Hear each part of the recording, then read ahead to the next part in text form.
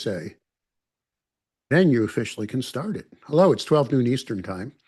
I'm Mike Blinder, publisher of E&P Magazine. This is, again, one of our sponsored webinars where our marketing partners to help support us at E&P Magazine, our mission to support journalism in all shapes and sizes.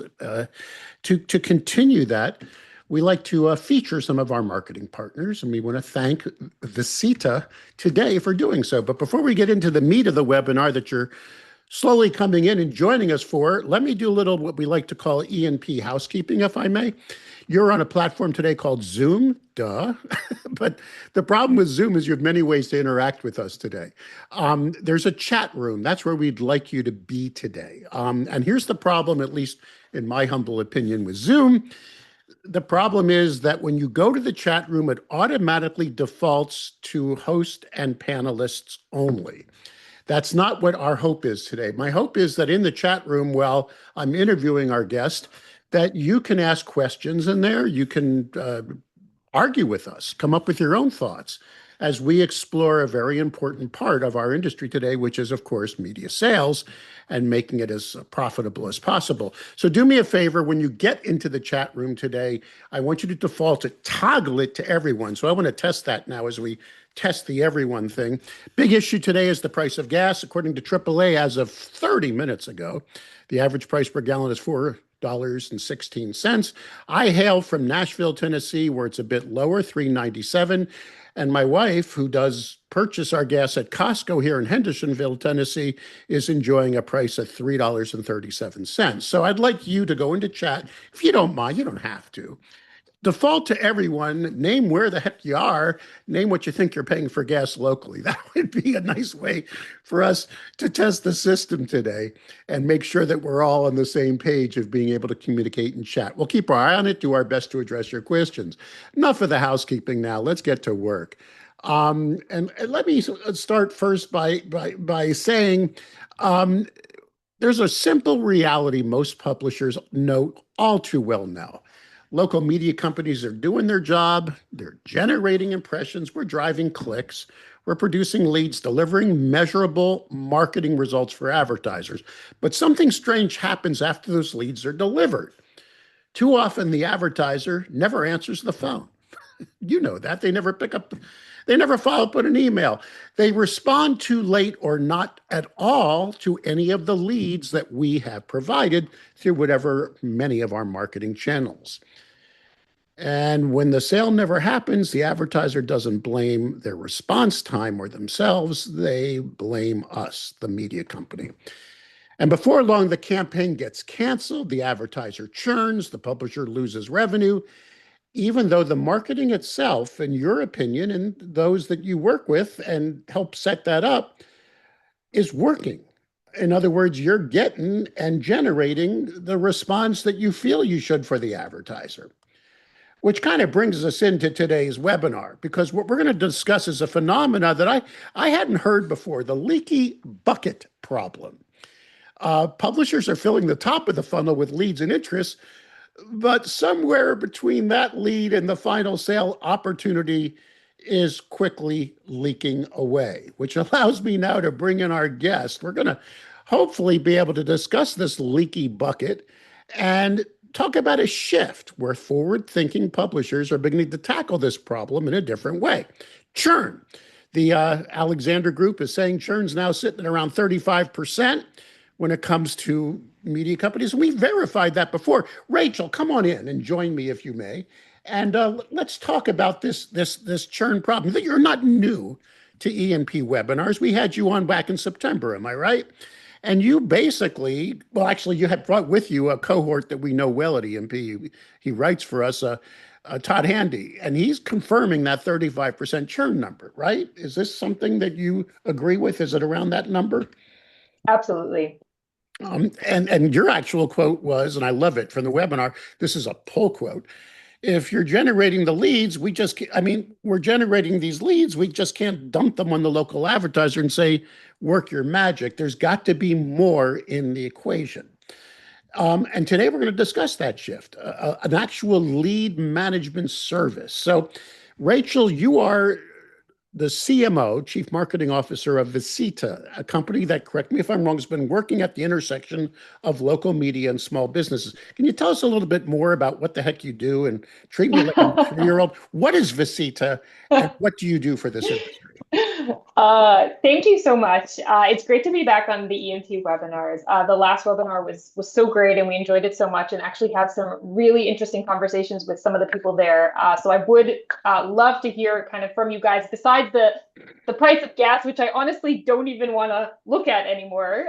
So besides, those numbers, I'd love to hear about, your churn, what those numbers are looking like in your business, if this is something that's keeping you up at night like it does for so many of us. So go ahead and drop that in the chat. And in the meantime, I'll tell you a little bit about kind of who we are and what we do here at vcita. Vcita is a technology company. We develop solutions for the local businesses. So these would be your advertisers, the local businesses that buy or purchase media or advertising services from you. And we work with media providers. So we work with publishers, and we basically help publishers deliver better solutions to their small business advertisers. We've been in this business for 15 years.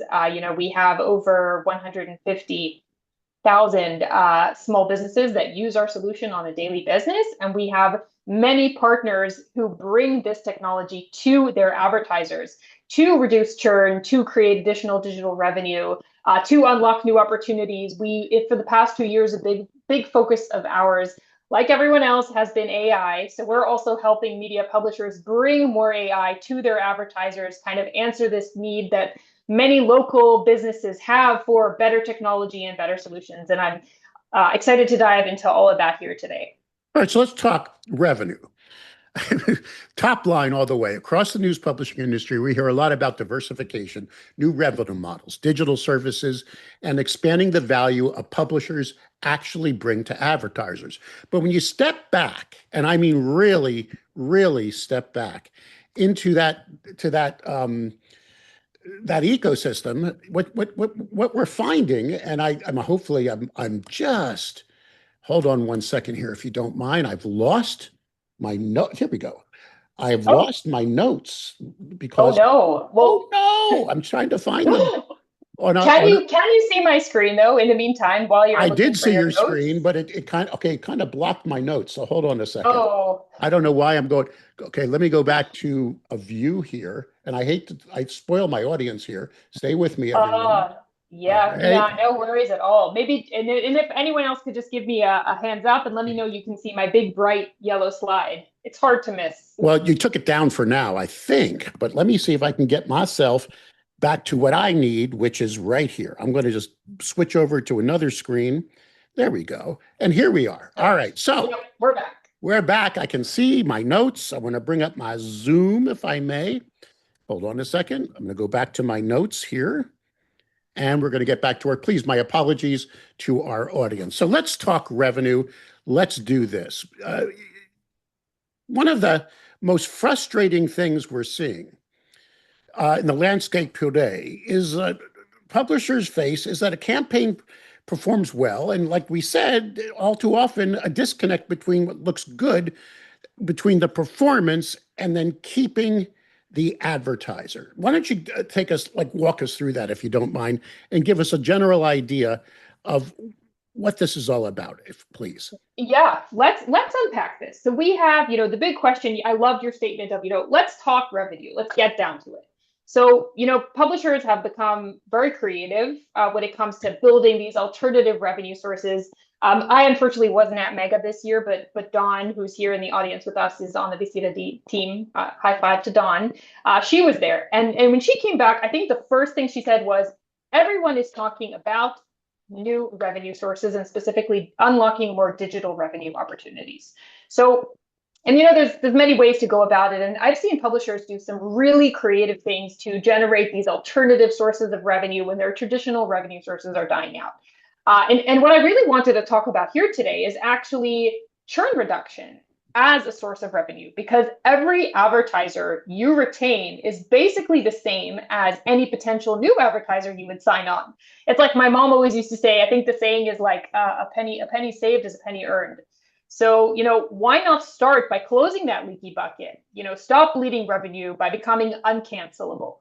So you're taking these customers that, maybe will stay with you for a season or a campaign and building something with them that is going to last possibly for a lifetime, staying with them longer than they intend to. So this, just churn reduction to itself can become a very significant source of revenue for publishers that are really looking to broaden and expand, their sources of digital revenue. All right. So what turns a media package from something a business might experiment with into something they begin to see as a necessary part of their daily operations? I mean, how do you bridge that gap from it's not just media and marketing, but we're truly partnering with your business and helping it grow? So, we've seen it all the time. See, the publishers, you mentioned at the beginning, there's this gap that needs to be bridged, right? We have the publishers that delivering the monthly impressions and the clicks, but the clients will possibly cancel. And why does this happen? What is this disconnect between these results that we genuinely feel like, hey guys, these are great. We're driving all this traffic to your website. There's all these clicks on the ads. How do we bridge that gap between what we think is great and working really well to, hey, our customers are happy and feeling really great value and they're not going anywhere anytime soon. So I guess we'll start by thinking, what is kind of the driver behind this churn? Why are these advertisers truly leaving? First, it comes down to ROI, right? Because the advertisers, they're not, we're not working for them out of the kindness of our heart, or maybe our kindness is definitely there, but at the end of the day, we're charging these people for these services, for the campaigns, for the media we're buying for them. And they are sitting there at the end of the month and saying, hey, I just spent, hundreds or thousands of dollars on, these advertising, and it's good. And I have this really great looking report, but what do I actually have as a return on my investment? How many customers do I now have that I didn't have last month? How much money is in my bank account because I spent this money with the media company? So those are questions that advertisers are going to be asking. Now, I guess the first step in the direction of bridging that gap is being able to answer those questions, which we'll talk about a little bit more later, and also making this shift from going from a exposure mindset to an infrastructure mindset. It's not just about generating that initial exposure. It's not just saying, hey, this amount of people saw your ad, or these amount of people, visited your website. It's about building infrastructure that helps them then convert that web traffic or convert those people that looked at their ads to actual money in the bank, to then come back and say, hey, the ROI is very clear here. Thanks to these campaigns, you have these very tangible business results that we can show you. So this is what you call the last mile problem? Isn't that your quote? I've heard that. Yeah, we talk about... I like to say you're getting them all the way into that funnel near the bottom, but then and you have to make that transaction take place. All right, so you've introduced this concept of lead management as a service, which is an interesting shift in thinking. Can you explain what that actually looks like in practice, how it changes the role publishers play in that relationship with the advertiser? Okay, let's walk through. Let's unpack this together. So we started with, we have a lot of big words here. We're talking about being uncancelable. We're talking about the last mile. So I guess with the uncancelable, the way I like to think about this is that we work with publishers where we've seen this work extremely well. You kind of have to evolve beyond the traditional role of a media publisher and offer something that is more concrete and more circling back to that ROI question, being able to deliver something that doesn't leave your advertiser wondering, hey, what did I actually get in exchange for my money? So the leads you generate for advertisers could be top notch, but what happens if the advertiser, the roofer or the plumber or the massage therapist or whoever it is busy while the phone rings? You brought some great top notch lead to their website. They're calling the advertiser, but the advertiser can't come to the phone, or doesn't have the patience or doesn't have the bandwidth to have a in-length conversation with this caller right now. So you kind of have to think about what that funnel looks like. You're delivering the great leads, but what is that last mile? What does the lead delivery look like? Are you at all invested in lead delivery today? And once you're putting yourself in the position where you're saying it's not just sending the traffic, it's also we're going to help you we're going to deliver this lead to you in a way where, you have the best chances possible to convert it into a paying customer. That's when you become infrastructure. That's when you're not just driving traffic. That's when you're not just generating exposure. That's when you're generating real business. So it's going from, kind of traveling down the funnel with your advertisers, from lead generation, to kind of lead orchestration, organizing these leads, delivering them in a way where, they're not being missed or not being ignored, and helping the advertiser convert these leads into paying customers. So lead management as a service, essentially. I'm fascinated, but to me, we do that because maybe I was always a nerd and a geek. You know what I mean? You and I discussed this during our prep session when I was selling radio. When I first hit the streets, I saw this phenomenon. I sold this concept because I was a disc jockey that used to run the disc jockeys. I was called operations manager, and then I went into sales, where I got my FM radio station to host a Saturday night event at a local hotel bar. Called it Love Song Saturday Nights because we were soft hit stations in the late '80s. What happened was, the guy was going to cancel. He kept saying, well, we're not making enough money on stage. He didn't go. He was the manager of the hotel. So I went one night and saw the place was packed. We brought in the bodies, but they didn't have enough servers to have the drink. So suddenly I realized, whenever there's a sales process, you should take it all the way to the last mile, if I may use your term. Is this true across all shapes and sizes of businesses? Do even large businesses sometimes not have a sophisticated system like this in place, Rachel? I know I'm going a little off topic. I mean, yeah, it's a great question. A small heating and air conditioning guy maybe, but is it true across all spectrums if I call it a big versus a small? Yeah, look, Mike, I think you'd be surprised to find how many businesses out there are willing to spend top dollar on getting traffic to their websites and having the most, glamorous ad campaigns out there, but lack that infrastructure. Don't really think about sales or pipeline management the way, the bigger businesses or the enterprises think about it. Because if you look at the average enterprise, is going to have a whole operation to manage the incoming leads and nurture them, and have, the SDR and then the person that kind of hands the lead over to the next person, and have these, elaborate sales calls. Small businesses, and even the bigger small businesses, don't have this. It's even if it's not just a one-man show, these processes and systems very often are not in place. So really, lead management is this kind of emerging category, which is really gaining popularity in businesses across the board, in different sizes and different verticals. What it includes are tools that help advertisers capture more leads, nurture them easily, and convert more of them into paying customers. So imagine if you could, as a media publisher, if you could sell these tools to your advertisers, tool like an AI receptionist that picks up the phone, when they can't get there fast enough, or even a chat receptionist on their website, when visitors are coming to the website and can't find what they're looking for or want to get some quick information. Imagine if you can sell them a CRM where they can manage their leads or get alerted instantly when a lead comes through, and then have a quick conversation with them.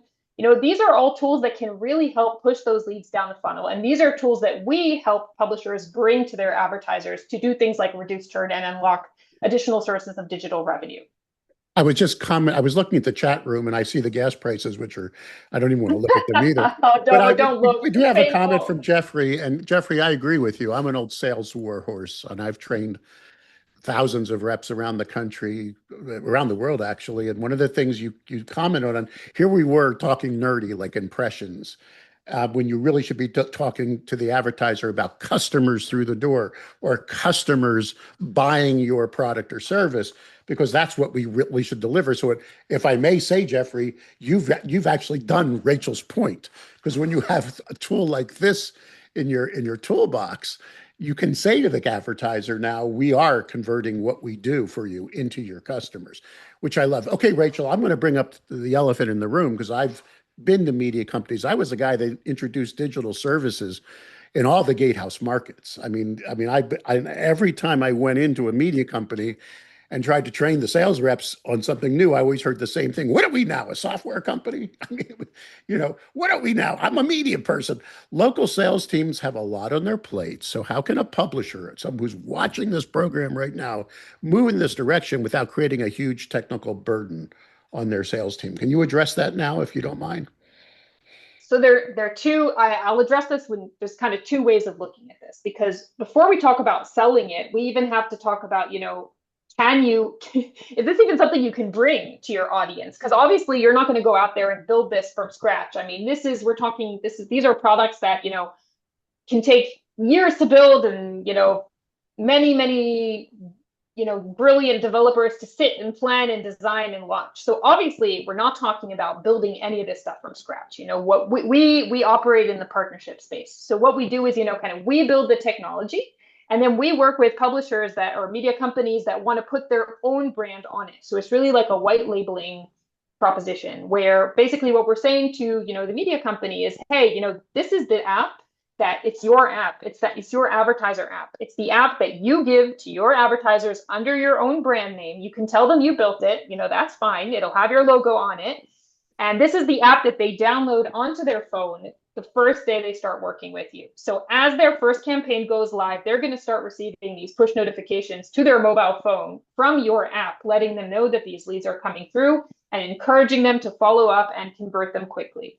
So I guess the first thing to tackle is, obviously no one has to build this, yourself. There are great technology providers out there. This is the space that we've been, kind of very focused on in the last couple of years, and we work with many publishers in this space. And then let's address kind of as you say, the elephant in the room when it comes to sales, because Right. I know there's a million people out there that are saying, like, I can just hear my sales rep saying, like, oh no, this is another thing to sell. I don't need this. I have so many things that I'm trying to sell already. So and that's a valid concern, because I think so many publishers really do struggle with upsell. And if we have enough time, maybe I can give some tips that I've learned myself also with kind of upsell and cross sell for these local businesses, local advertisers. But for selling this type of solution, first of all, you don't have to sell it.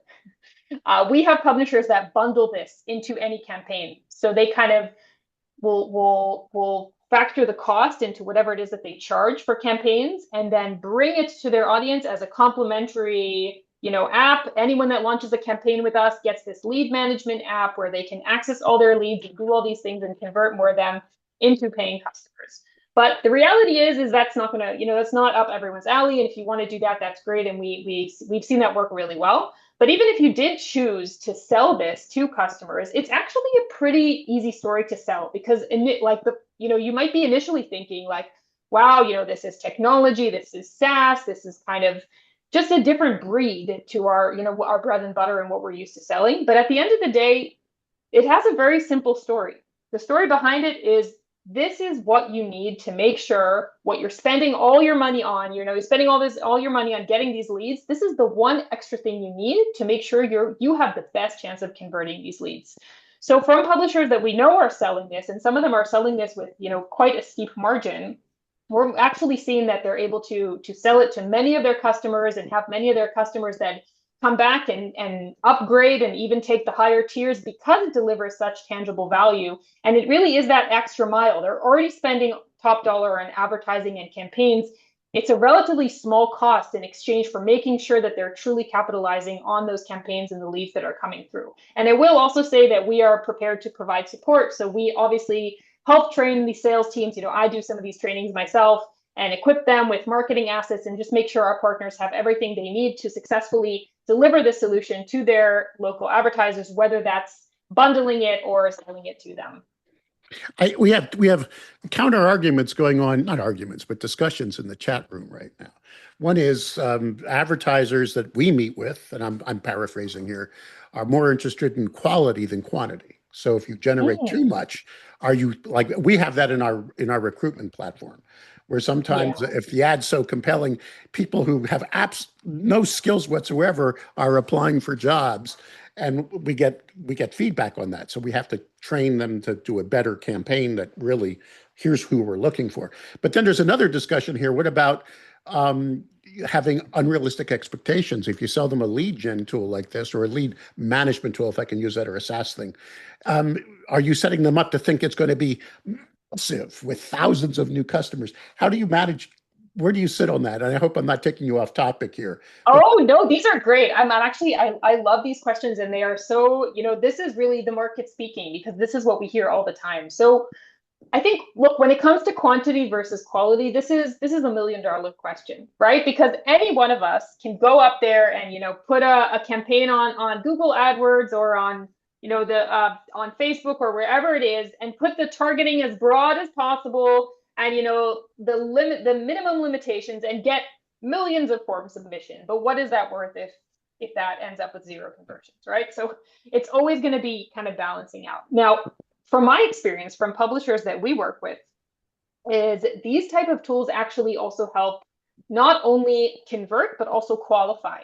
So I know that many local businesses suffer from, not only that it's not only a matter of, I don't have enough leads, but it also is the people that are calling me or are submitting forms on my website either aren't ready to buy, or are looking for something else completely, or already working with someone else, or trying to sell me something. You'd be surprised at how much I hear that. So for there, we actually do have tools in place that also help advertisers filter out the spam and there you focus go. on the leads that matter most. So first of all, it's about eliminating the noise. Kind of, if someone is never going to buy from them and it's just going to bother them and steal their time, you can mark that, these tools AI will mark it as spam, but it'll also on the other side, qualify and enrich the leads that are important. So if there's a lead there that's, a call that came in, or a conversation that was happening on the website where, hey, this is really a hot lead, this is great, someone should be calling this person back right now. These tools will use AI to create a summary that tells the advertisers, hey man, you got to stop whatever you're doing now and talk to this person, because this is a hot deal you absolutely have to close. So that's just, You are good. You've done this before. So let's go back to 50,000 feet when you still have reps. And I just interviewed Gordon Burrell for my show, my regular podcast. Guess what? You'll be seeing Gordon talk about the trouble selling advertising in today's world on my program starting this weekend. We'll upload it to Spotify, and then it'll be in our website Monday. But one of the things he discusses is that you still have legacy reps. Even today, can you believe this? I mean, I started training reps and teaching them what the internet was starting in 2000. But it's even today that would rather focus more on the legacy part of their world than the digital part of their world. Is this something that assists in that transformation? Because in my opinion, it does. I mean, I can see it in my brain, because now I'm talking the advertiser's language. I'm talking about their customers, not my readers. But help square that circle for some that are trying to just saying, I'm having enough trouble getting my reps to even think about digital. How does this help in that equation, Rachel? Yeah, so we have, we talk about like digital mix, right? So how many different types of digital are you selling, and are you selling enough of this type of digital, or that type of digital, or digital altogether, in compared to legacy products? So we have actually heard this from many of the publishers we work with, and we know that publishers are always looking for ways to also create more of a self-service mechanism, because we know there's a limit to how many people can a sales rep talk to every day. So this kind of two solutions we've came up with to help publishers kind of grow their portion of digital, increase the amount of services they can sell per customer. So if you have someone that's buying, this type of campaign or this type of media, maybe you can upsell and kind of include additional services into that basket. So what we do is we actually we invite our partners to integrate whichever digital solutions they're interested, they sell onto that same mobile app that the publisher gets. So, again, I'm going to kind of paint the picture here. So when someone signs a campaign with you, the first thing you're going to tell them is, hey, go ahead, go to the App Store and look for, ABC Media app, or whatever, whatever brand name you choose to give the app, and they're going to download the app, and that's going to become the app where they receive all the notifications and all the leads that are coming through. So you're getting better ROI, but it's not only about the leads, because on this app, they can also, and they're accessing this app daily, because this is where they're going to be managing all their conversations and their sales processes. And when they're on this app, you can also use this real estate to expose them to other digital services you're offering. So say if you're going to have people on there that just buy, social media ads, and you want to sell them programmatic, or you want to sell them, maybe you build websites, or maybe you provide SEO services. Those are Wow. all services you can promote through the app. So it really is this additional digital real estate that you can unlock, and you can even do this self-service. So they can discover these services even after hours when no sales rep is available to talk to them, and possibly even upgrade themselves and purchase these additional services. This is amazing. So in other words, it really does increase that cross-sell opportunity, that upsell opportunity from the publisher side, not just helps the advertiser themselves manage their own pipeline. Fascinating. But how can you use this? And maybe I'm asking a question that's not germane, but can a publisher use any of the data in here to help identify better prospects for their sales team? Because that's what Gordon's going to talk about. I'm doing a preview on the show that we're hitting. Yes. He kept saying there's plenty of opportunity out there. You're just not calling on the right opportunity. And that's what he was screaming. You know how Gordon screams whenever he pontificates, and he's yelling. He's saying, so can this help you identify where you may be, you may be hunting in the wrong place, is what I'm Yeah. suggesting. No, right. No, for sure. It's all about reaching the right customer with the right offer at the right time. Right. And I was hoping you were going to ask something about data, because that is an area that we're very excited about, and we have been very active in as well. Because if you're the publisher, and you have all your advertisers using the app to do things like, manage their leads, or view their reports, or even buy additional services, you're able to gain visibility into, what is their performance looking like? Maybe they're getting a lot of web traffic, and you need to sell them, additional services outside of this, outside the scope of the website. Or maybe they're not getting enough website traffic, and you need to sell them SEO services. So you're able to create these contextual recommendations and tell them, and kind of make these suggestions of what additional products would be best for them. And you can also automate the outreach to them, so they reach it at the best time. So they reach it at the highest point of their traffic, or the lowest point of their traffic, or when their campaign is just about to end, or when it's just about to start. And you can deliver these recommendations to them via push notification, because the app is downloaded on their phone. So just imagine, your advertisers going about their business, doing whatever they do, and they're going to receive a push notification that says, hey, looks like your website traffic is down. We suggest, this and that service, and, we can offer you a 20% discount. So it's really giving you another way to, it's kind of, we asked before about, but how do I sell this? It's kind of the one sale that will then open the door to all these other sales. It's like a gateway product that will actually help you upsell and cross-sell additional services that you offer.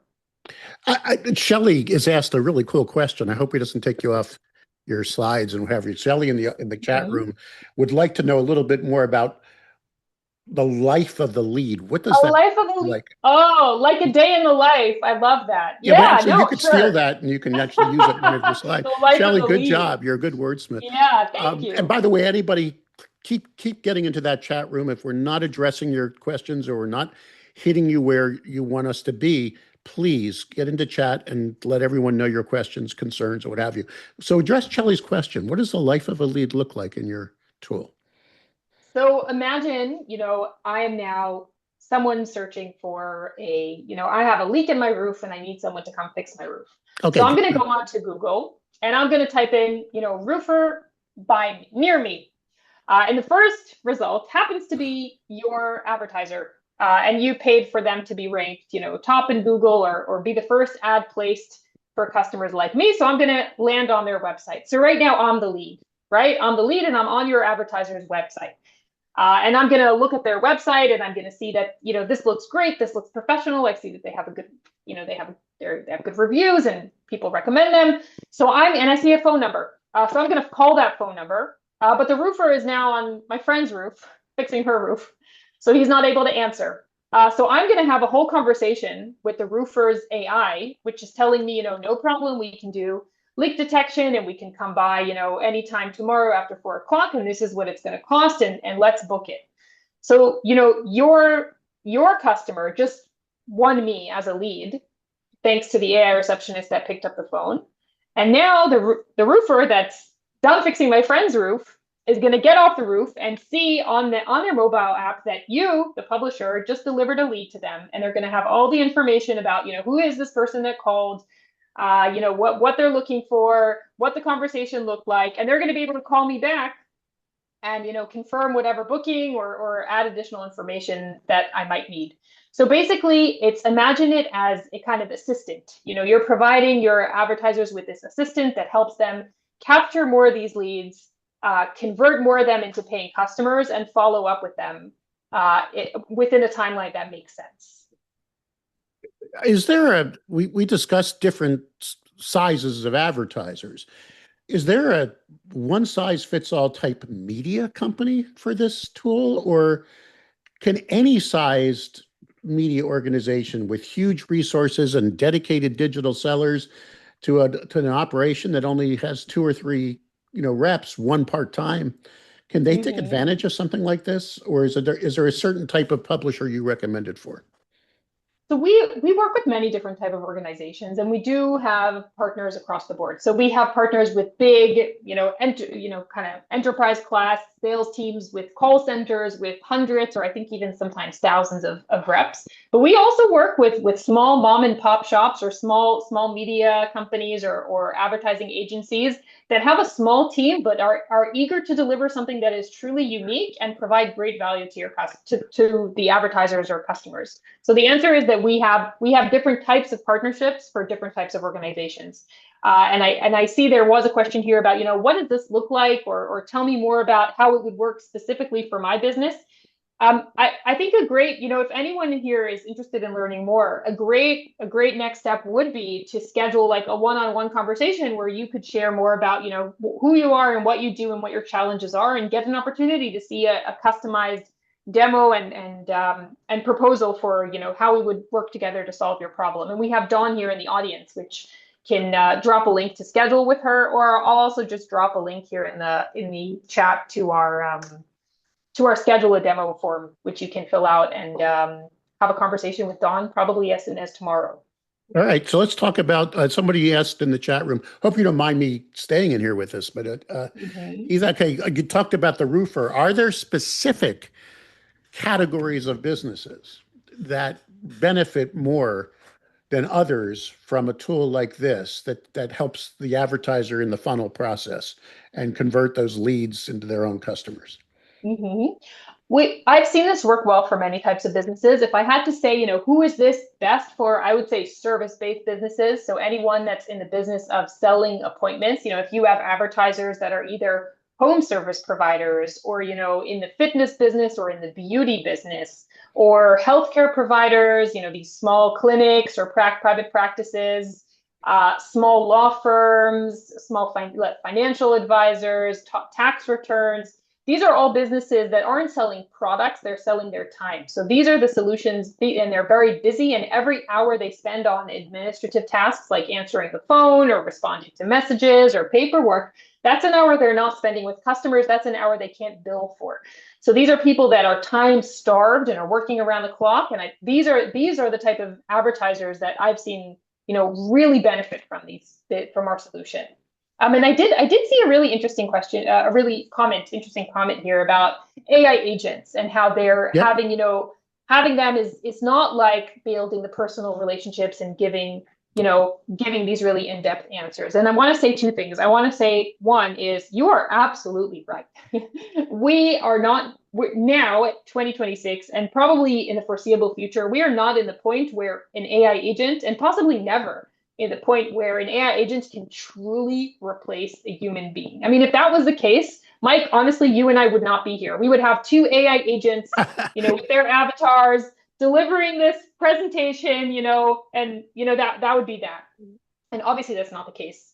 And I think you're right. The best scenario is, and probably will always be, for a real human being to be on the receiving side of that lead, to answer the phone, to answer the email, to write a thoughtful message, to provide in-depth answers. And that is always going to be the best case scenario. But what we've seen is that many times, these small advertisers, these local businesses, they're just not able to provide that level of service to every incoming lead, because, even if they don't have so many leads, they're busy with their customers. They're busy delivering that personalized, thoughtful service to the people that are already paying them and already working with them. So, maybe they're able to answer some phone calls and some incoming requests, but they're not able to get to all of them. So I'd like to think of AI as sort of the next best thing. And what we've actually put a lot of thought into what can we do to make these solutions seem as human-like as possible. And there's a lot of thought that's gone into this. And I don't want to get too technical here because oh my God, Mike, I can talk about this for hours. But basically, I think the key is AI is only as smart as you make it. Yeah. So what we've done is we've kind of created context for AI, and we've given in the system, there's an option for businesses to add things like, hey, this is, my tone of voice. This is how I like to answer questions. I like to say this. I don't like to say this. They're able to upload FAQs. They're able to link to their website so we can kind of get the feel of how they like to answer. And then we're able to as much as possible, provide something that is human-like and genuine and unique specifically to that business.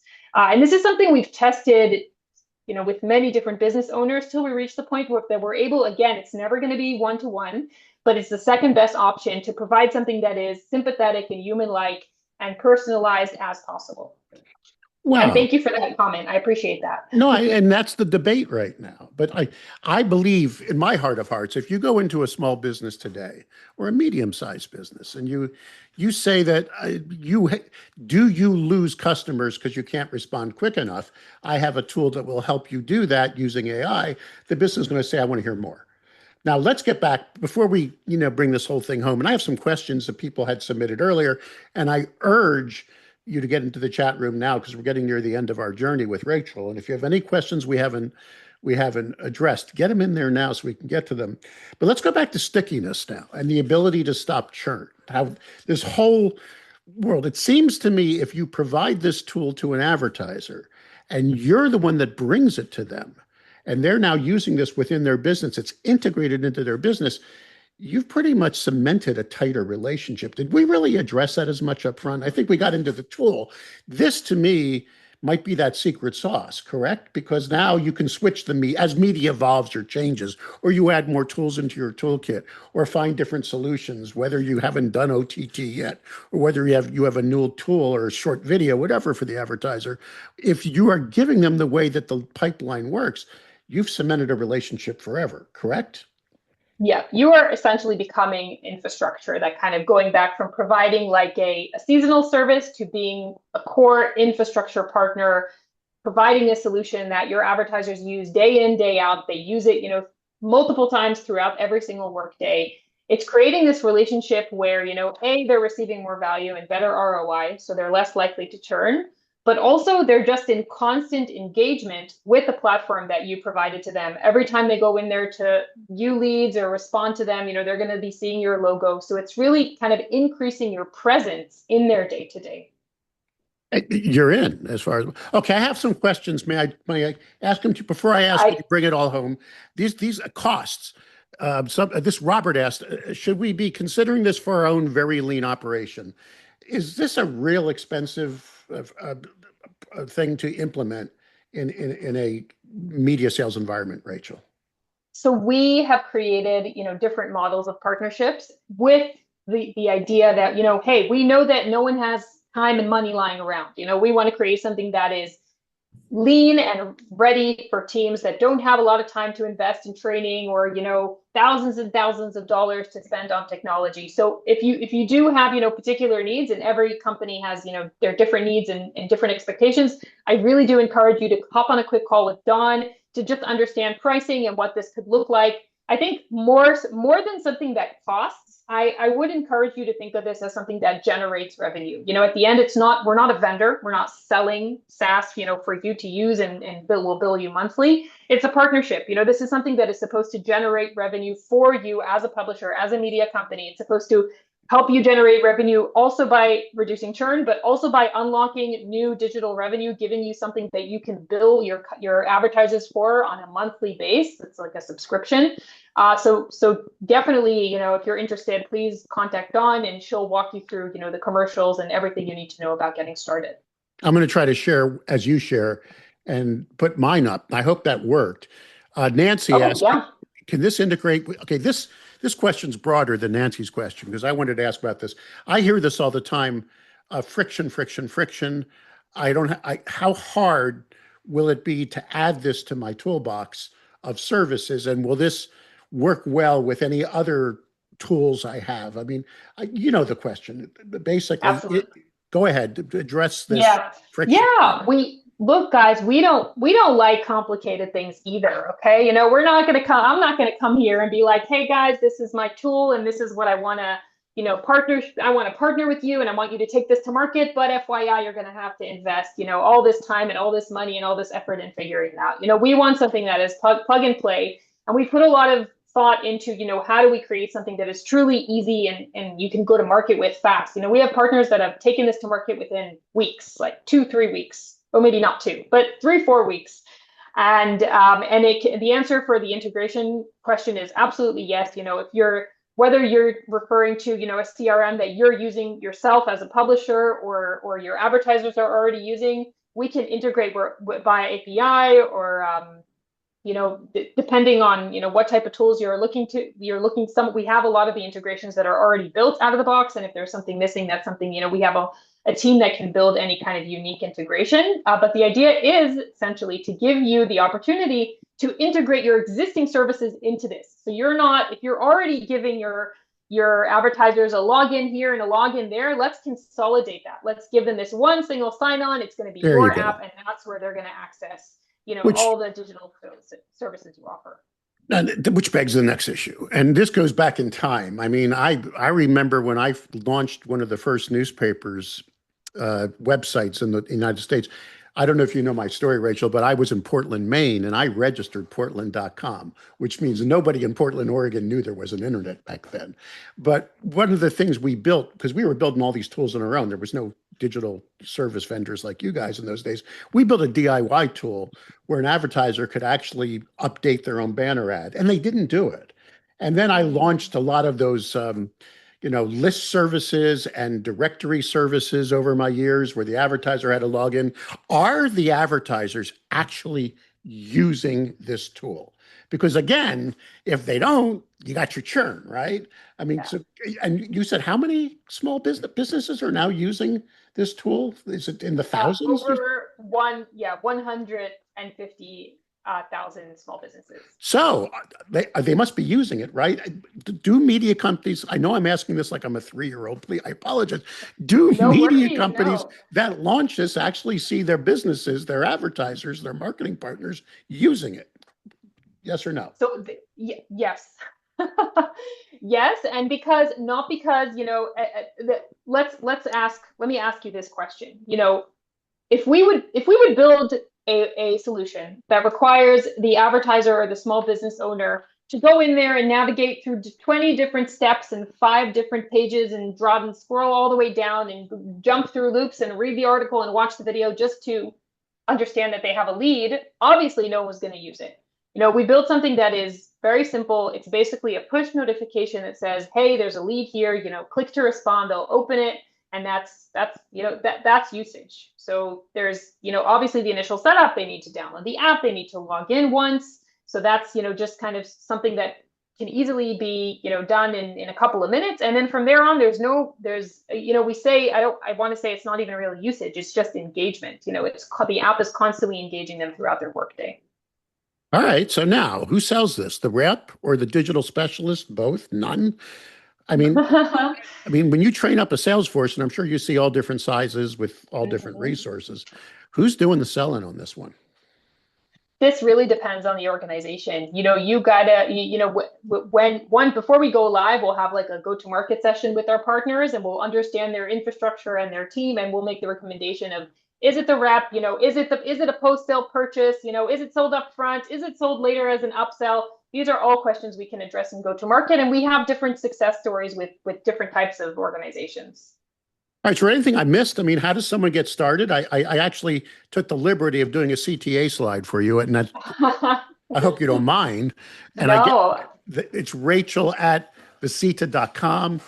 Yeah, I have my own slide as well, so we can compare them and see All right, I'm going to who's stop sharing. better. You put up your CTA slide. See what you can do. Go ahead, Rachel. No, you did a great job. Thanks for taking the time to put that together. I will just, I was just saying before how we work with different publishers and different media organizations in this space, and I will just say, we've seen this work extremely well for many organizations. We've seen an increase in ARPA or ARPU, depending, what KPI you choose to focus on, but basically increase in what an account is worth. So they're paying more, they're spending more. We've seen a reduction in churn, we've seen significant uplift in engagement.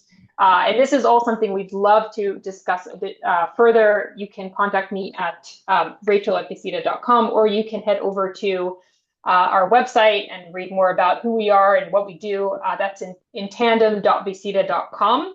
I also placed the link in the chat, so please go ahead and submit that form to schedule your own customized demo and learn more about how we can work together to reduce churn and unlock additional digital revenue opportunities. Well done, Rachel Nulman-Shapiro, Chief Marketing Officer. You've been promoted since the last time, right? Because you didn't have that title.